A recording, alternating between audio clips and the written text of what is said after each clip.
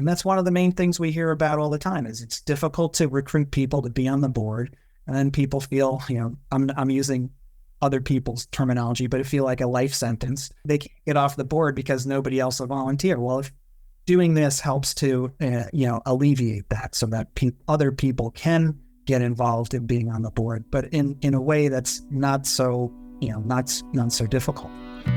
HOA Insights is brought to you by 5 companies that care about board members: Association Insights and Marketplace, Association Reserves, Community Financials, HOA Invest, and Kevin Davis Insurance Services. You'll find links to their websites and social media in the show notes.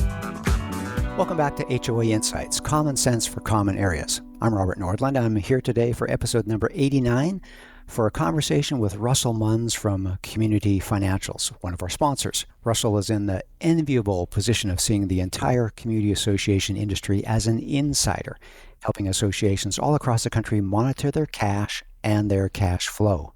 He regularly has some great insights, some that he was sharing with me right before we started the recording, and I'm eager to share his perspective today on the many options that are in between self-management and full professional management. I share the opinion with him that too many associations think it's just one or the other, and there's actually a spectrum of possibilities in between. Well, I hope you enjoyed last week's episode number 88 with regular co-host and insurance expert Kevin Davis on cyber threats at community associations. Before that episode, have to admit, I didn't know that there was going to be much I was going to contribute to that conversation that was applicable to our audience, but I found out it's an absolutely fascinating entire segment of the insurance industry. So if you missed that episode, it's worth your time to catch up. You can find that episode and all other episodes on our podcast website, HOAinsights.org, on your favorite podcast platform, or on our YouTube channel. But better yet, subscribe to the podcast in order to get every episode delivered right to your phone or mobile device. Well, those of you watching on YouTube can see the custom HOA Insights mug that I have here that I got from our merch store, which you can browse through from HOAinsights.org, our website, or the show notes.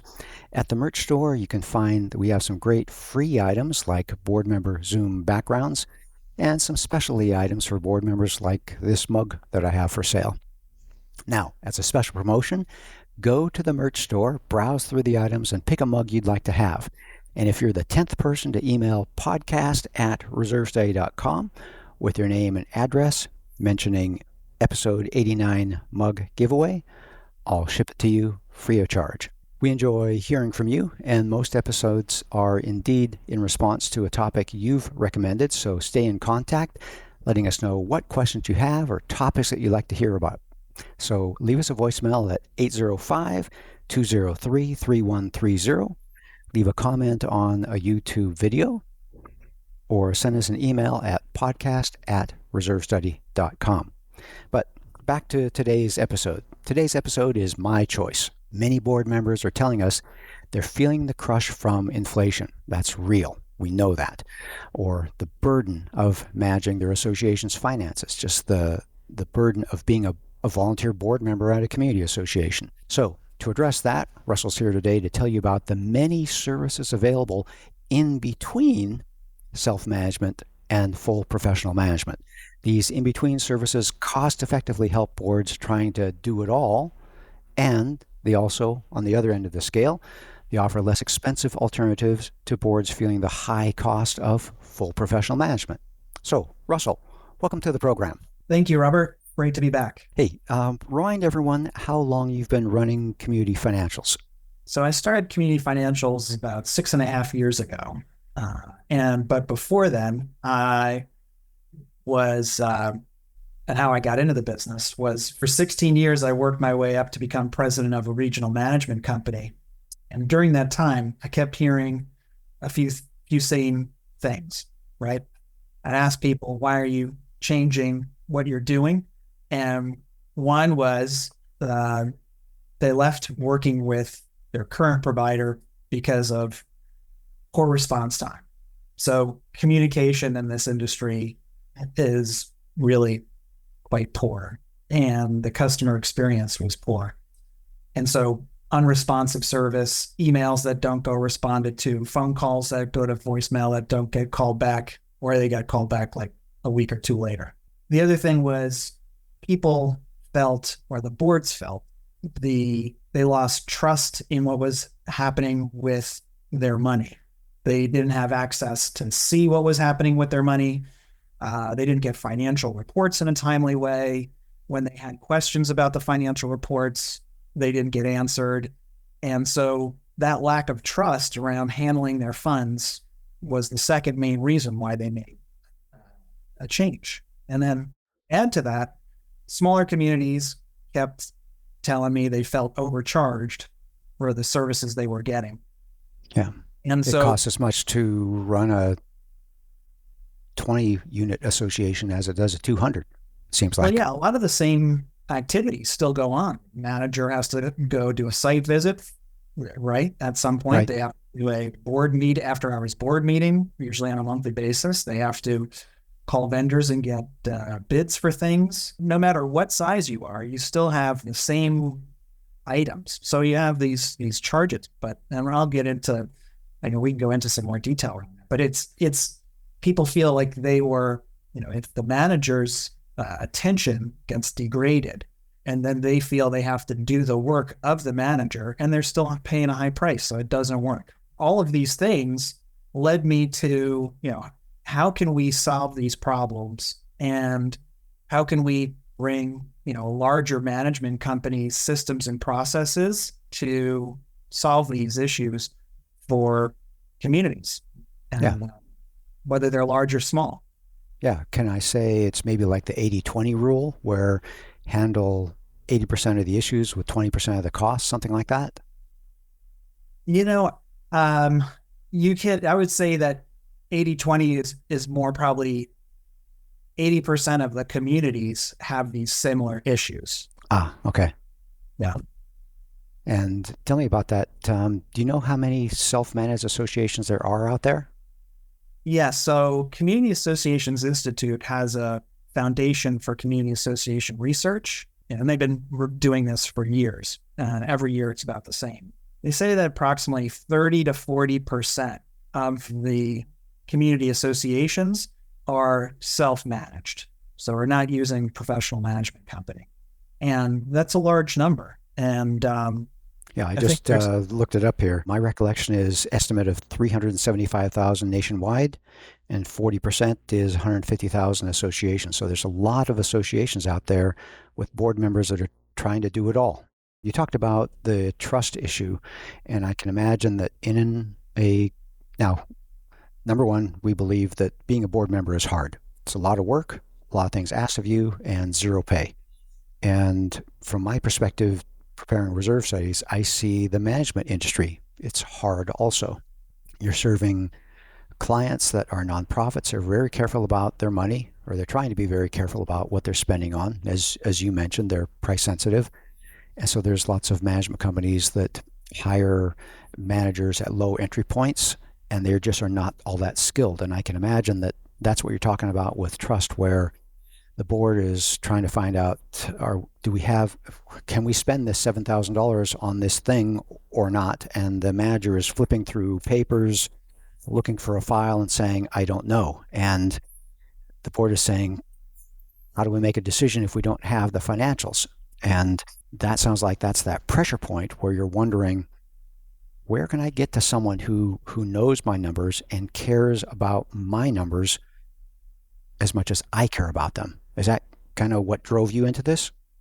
It is. And, just having access to the information also, right? So many managers were great managers at a management company, and then they left to start their own thing. And they were great at solving problems, but they didn't come out of the accounting department.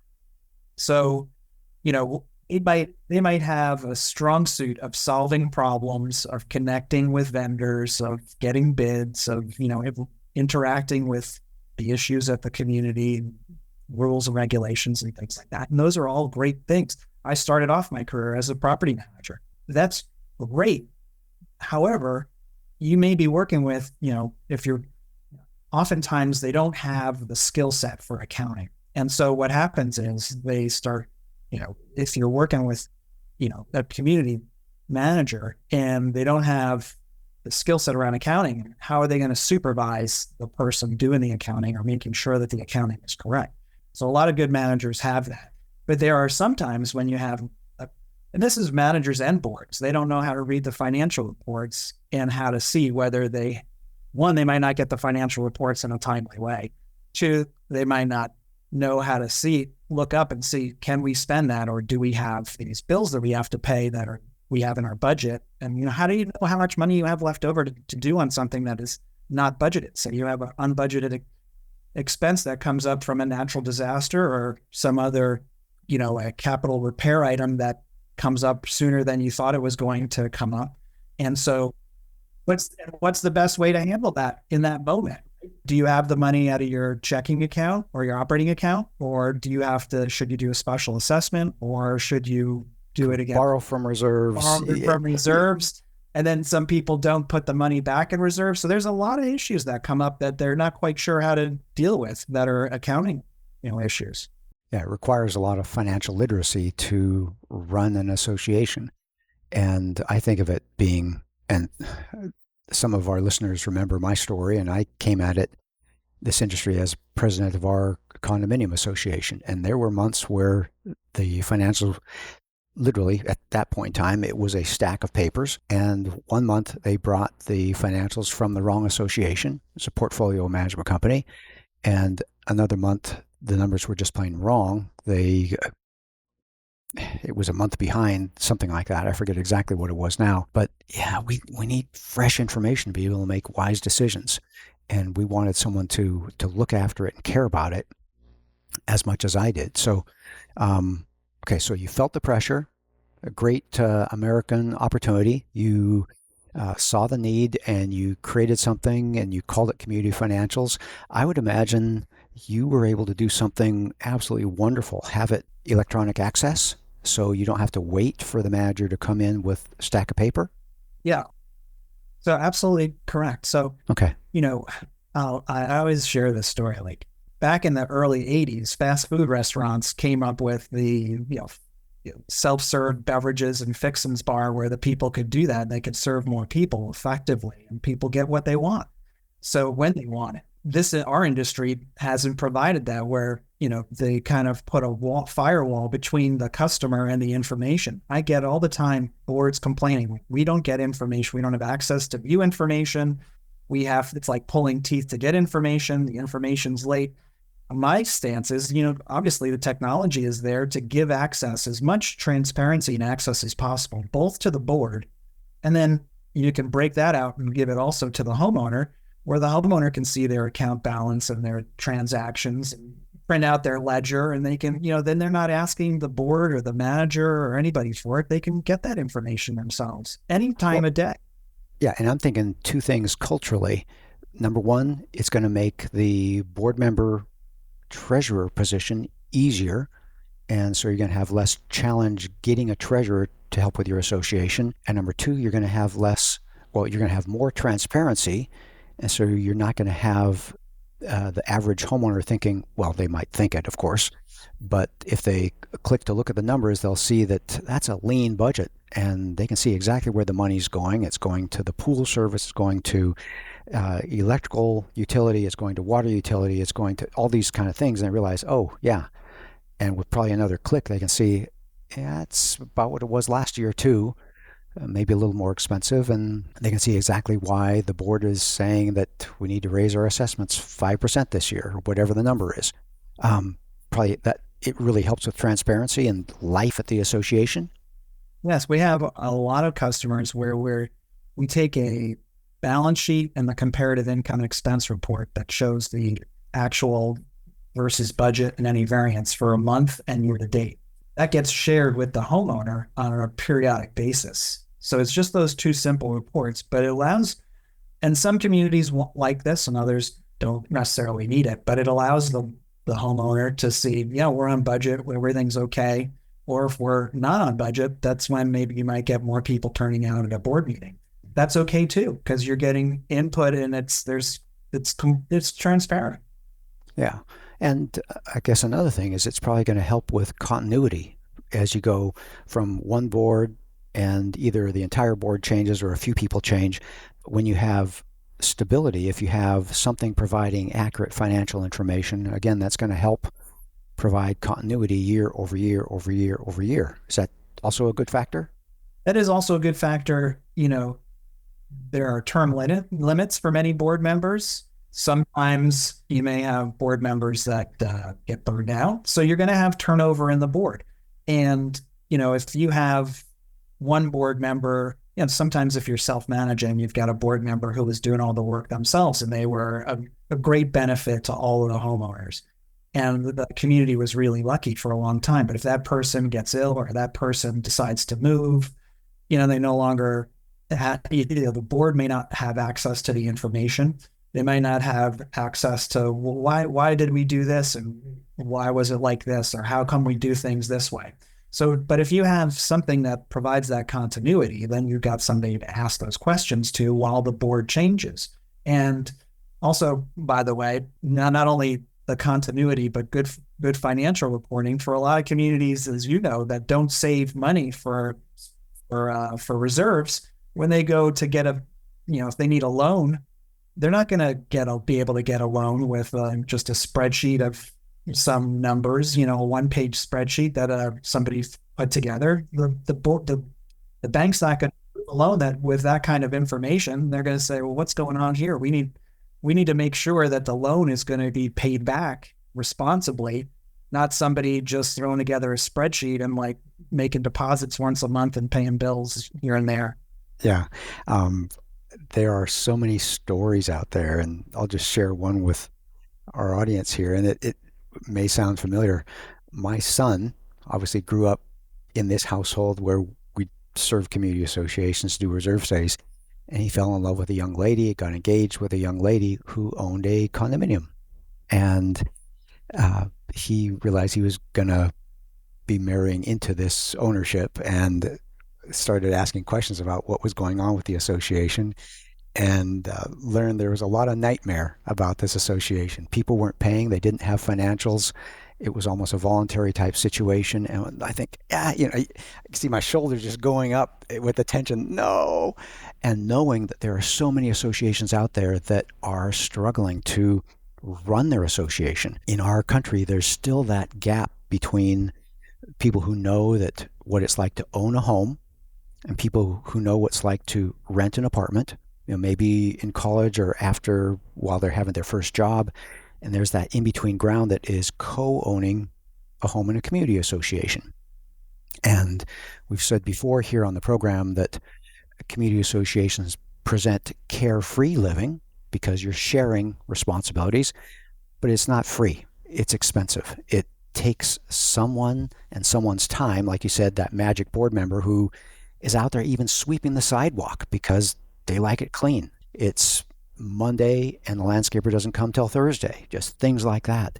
There's a lot of time and energy that goes into running an association, and we have to appreciate that. And I would add to that, yes. And, for these communities that are self-managing, the most time-consuming role and the hardest to fill from the board perspective is a volunteer treasurer who's collecting money, paying the bills, and doing financial reports on their own. A lot of people don't want to be doing that work. It's a lot, it's more work than people will, and answering questions as well as doing the activities. Maybe they're going to the bank and making deposits and filling out deposit slips. Maybe they're going to the post office to pick up items and their data entering it into a system. All of these things. If you've been lucky to have a board volunteer do that, you owe them, huge kudos. Yeah. After the program, thank them.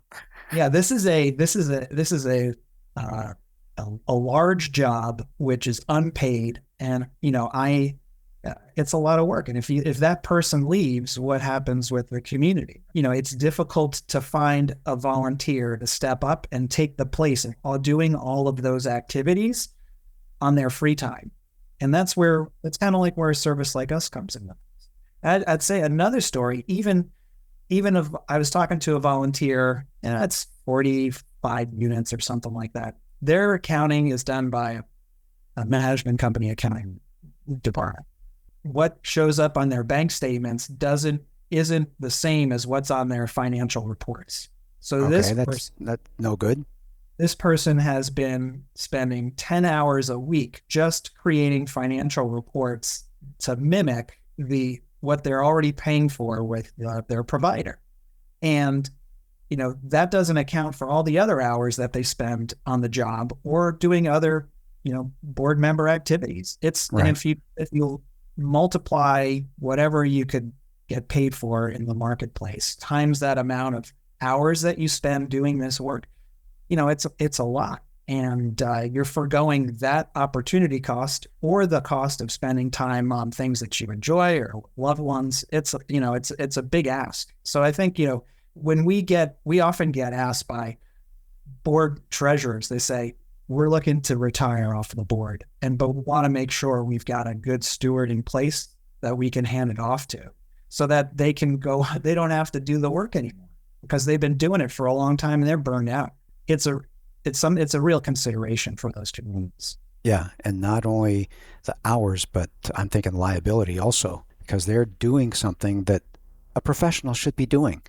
And that's a tough ask on a board member. Well, Russell, let's take a break here. Time to hear from one of our generous sponsors, after which we'll be back with more from Russell on today's HOA Insights podcast episode to talk about what are these in-between options that associations can tap to help life at their association. Is your HOA or condo self-managed and you don't want to work as hard volunteering? Are you full managed and looking to save money?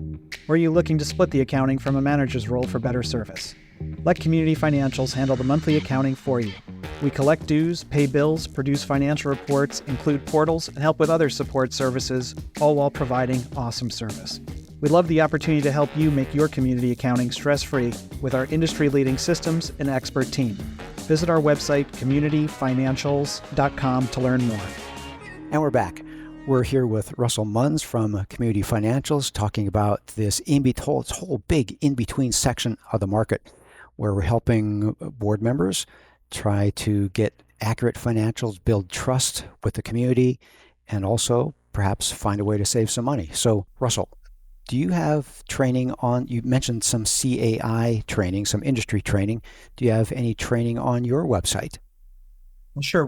The vast majority of volunteers that we come across come from all different backgrounds, right? Some of them may be first time and we're living in a community association. Some of them might be the first time that they're on a board. So, and they might have different backgrounds, right? So, well, that's the beauty of a community association. Exactly. So we want to provide information for them as well as when the board turns over, right? Some sort of training for them. So we have an online library of best practices and research reports and how-to guides and step-by-step videos and things for getting the most out of our systems as well. But it's more geared towards just overall running the community and any type of questions they would have that would be there. I mean, it's something that we're going to be launching later this year. It's called the Successful HOA, and it's a site where people will get access to that. But our customers have access to that in order to get kind of up to speed. Okay. Faster. Do you have to be a customer, or is some of that training available just on your website? No, we're going to be opening that up to the public later on this year. Excellent. Well, tell me, we tempted everyone right at the very beginning with a plethora of services in between full professional management and self-management. We talked today about getting financial support. I know, and we've had on the program the owners of Minutes Solutions to help with getting good, accurate minutes, again, taking that burden off of somebody's shoulders. What other things are there out there that help fill in the gap if there are self-managed associations who just want some professional help, almost like a customizing what you want? Absolutely. First, we'll talk about it. There's a couple of different levels of tools and support that you can get. One is the software has the ability to make the board's job easier. So there are there are integrated software systems that have, a number of functionalities that are cobbled together by these self-managed boards or by boards in general. They use a bunch of different systems to try and do their work. It's better. You talked earlier about even somebody just making a spreadsheet that they created. Yeah, exactly. It's better if you have tools in one ecosystem, because then you don't have to update everybody's name and contact information when someone updates their email. You don't have to update when somebody sells. It's kind of all in this one system so that everything gets updated throughout. So it's easier to manage a database like that. So you have document storage. You've got communication tools in there for, like, obviously emails, but text message broadcasts, voicemail broadcasts that you can get notifications out to the community. There are software tools that make tracking and managing violations easier, for handling architectural review requests, for tracking maintenance. And so all of these things make the job of the board easier and save hours and hours of time. So let's just start with that first, right? So that's a step up from spreadsheets and a bunch of different hobbled together pieces of software. So you have one cohesive system, and you're in a much better place. I think the next thing is, we get asked a lot, boards don't want to handle doing the estoppel paperwork or doing lender questionnaires for refinance. So we have some customers where we just do that alone for them. And so that's a separate service where we're handling that for the board, and the board does other things. There's also very popular where the board doesn't want to have phone calls during dinner for maintenance emergencies. So there's a call answering service. And so those get handled, with the homeowner, and we define what things are emergency, what things are not emergency.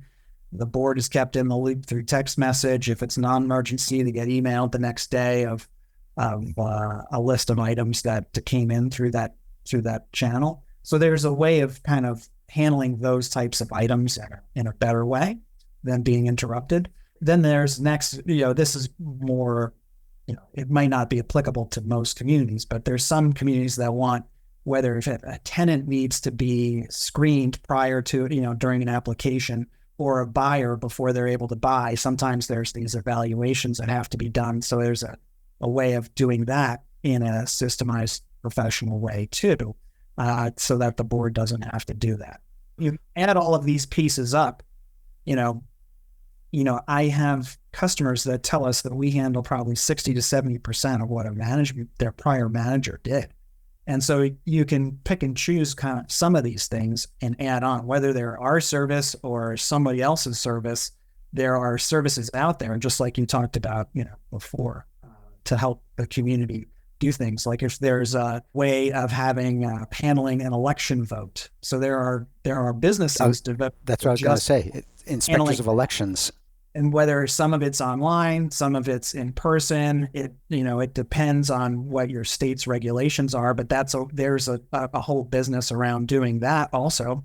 And like you said, reading minutes. So there's a number of tools out there to make the job of being a board member easier. Okay. So you talked about the idea of a tool, a software platform that puts everything together in one place. And I imagine it saves a lot of paperwork, it saves a lot of redundancy.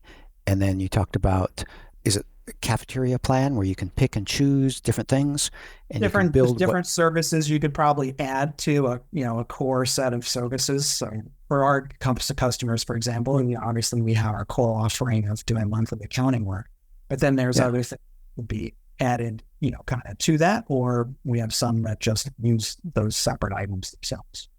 Yeah, well, I would imagine that not only does tasks, but it's good for the organizational health of the association because it lowers the threshold of being a board member, lowers the resistance. Because if you have these services to support you and the board's not doing it all themselves and it's being done for a fraction of the cost of full management, all of a sudden I'm feeling the burden lifted off my shoulders, and I'm not even living in one of those associations.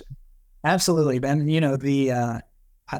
Again, going back to that, it takes a lot of time, especially to be a volunteer treasurer in a self-managed community.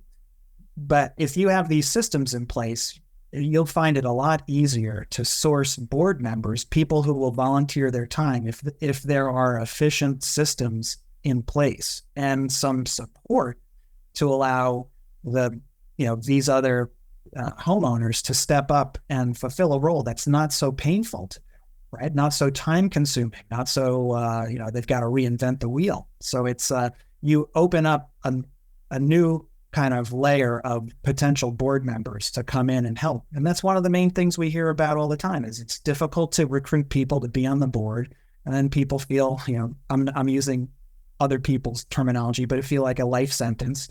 So they can't get off the board because nobody else will volunteer. Well, if doing this helps to, alleviate that so that other people can get involved in being on the board, but in a way that's not so, not so difficult. Right, not so onerous.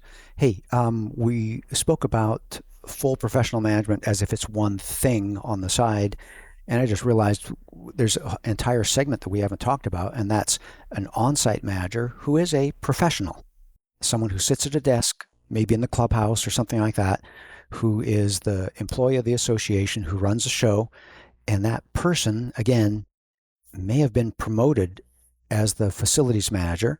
That person may have been the real estate agent who was offered a job by the association. That person may be a great former board member who was hired to manage the operational things, but they may not have the financial backbone. They may not have the financial savvy to do all the numbers. So would all these services that you're talking about, would they be nicely complementary to a physical on-site manager also? Absolutely. And we have many times where that physical manager, is working with us, whether they're on site or whether it's somebody who's a portfolio manager and has a growing portfolio. But, it's like the medical profession where they utilize specialists in the things that they do. So, the manager is great at dealing with homeowners, great at dealing with enforcing the rules and regulations, great at dealing with vendors and getting bids and things like that. But their strong suit might not be accounting. So then you go to the specialist whose strong suit is accounting, who's been able to obviously hire and vet and train, degreed accountants, and also has, systems and processes that they've been able to invest in to make this work efficient and transparent. Then you kind of you combine those two and you've got kind of the best of both worlds, and you've got stability because people are doing what they're best at, right? Specialized. Yeah. And doing what they're doing. Yeah. Literally doing what they're good at doing.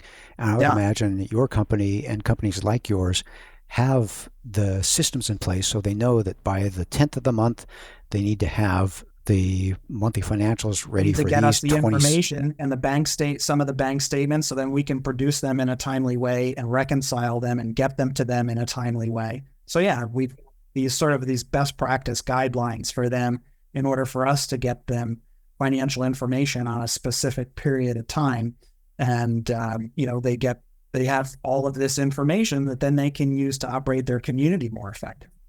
I also say that not just the on-site manager, but sometimes there's an on-site accounting person. We've been brought in a lot of situations where the on-site accounting person is retiring or moving, and there's not a big pool of candidates who are specialized in HOA or condo accounting. And so they say, well, they look to us to help fill that with our service. That's also a great solution too. Yeah. There may be the GM, there may be the administrator, there may be the person who processes the mail, and they may be good at those physical tasks, but they still could use some financial backbone and kind of the resources that Community Financials has to offer.